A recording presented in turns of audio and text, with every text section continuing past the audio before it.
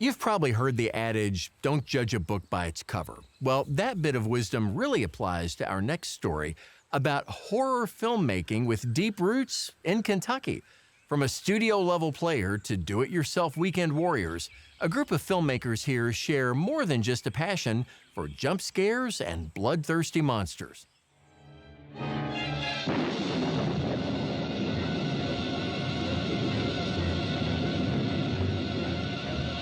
The great thing about the horror genre is you can have everything mixed into a single horror film. You know, you can be in space, there can be a cowboy and all these things, and you can make it make sense because with horror films, monsters, masked killers with a knife, those things are typically scary here. They're also scary elsewhere, so it transcends cultures.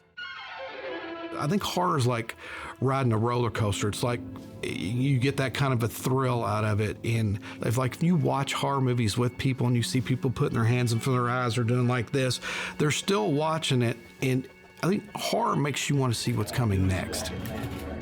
Based in Owensboro, PJ and Eric are making names for themselves in the world of low-budget horror films. And one of the first things they're going to tell you about is the unique community they've found in this genre.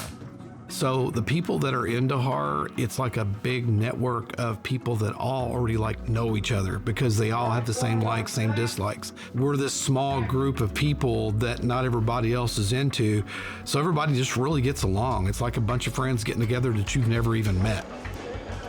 You would think they would be these horrible people and they have a seedy basement that they're making their movies in, but that's not it at all.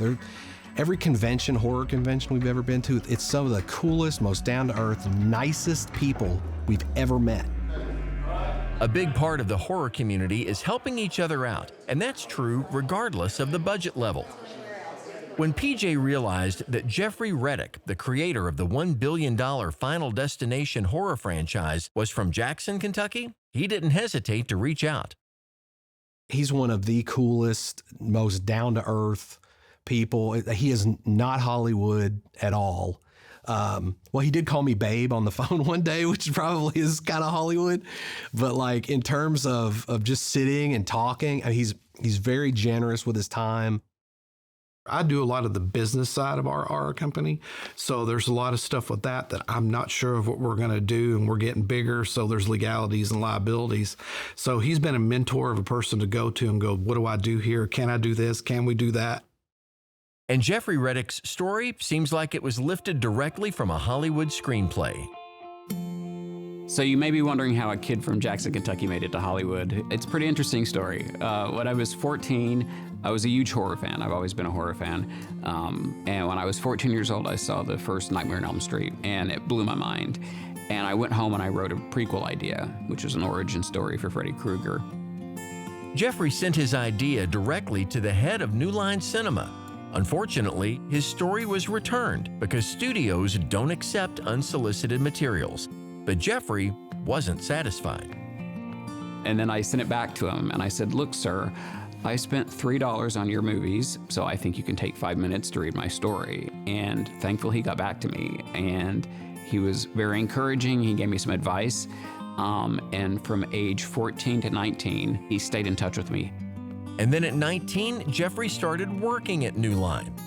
Several years later, his story found its Hollywood ending when New Line produced his Final Destination script. It was interesting that the studio that put out Nightmare on Elm Street, which has had such a huge impact on my life, is the same studio. I worked there 11 years actually, and they produced the first Final Destination and all the sequels. Jeffrey is quick to credit the people who have helped him out along the way, so giving back has always been a top priority. That's why he was proud to return to Eastern Kentucky as a guest speaker for the SOAR Summit. SOAR is an acronym for Shaping Our Appalachian Region, and his inspirational message was well received. I mean, we all have gifts. We're all special. The way that we were brought up, the way that we view the world, our belief system, everything that we've been through in our lives makes each of us special and unique. And I think that if we can find ways to A, remember that, and B, tap into that if you have creative outlets. One of Jeffrey's first creative outlets was performing for family and friends, and his love for acting has come full circle with Eric and PJ. While producing 13 Sleighs Till Christmas, PJ asked Jeffrey to do a cameo in the film. Jeffrey jumped at the opportunity, and the rest is cinematic history.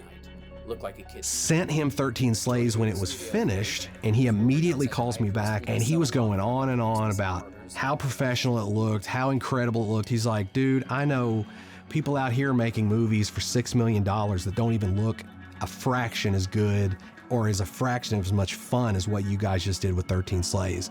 So whatever you do next, count me in.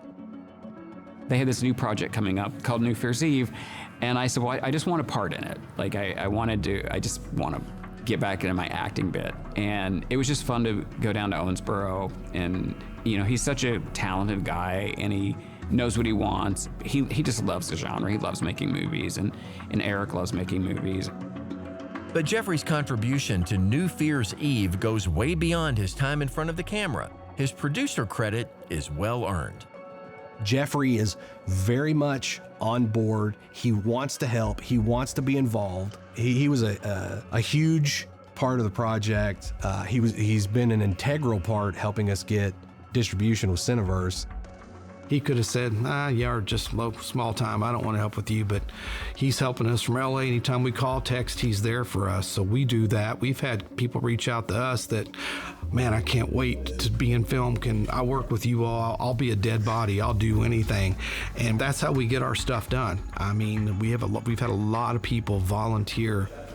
The helping hand isn't just for fellow filmmakers. Eric and PJ continue giving back to their hometown, visiting local schools, and sharing some of the secrets of movie magic with the next generation of content creators. And we go out there and we tell them, like, look, you can't be afraid to fail, because one success is standing on the shoulders of like 1,000 failures. So there's no way that Eric and I would be able to do anything that we're doing today if we hadn't fallen flat on our face. And that's a message that resonates with anyone who's willing to take a chance on making a dream come true. It's the heart behind the horror. And filmmakers like Jeffrey, PJ, and Eric are keeping the spirit alive, one jump scare at a time.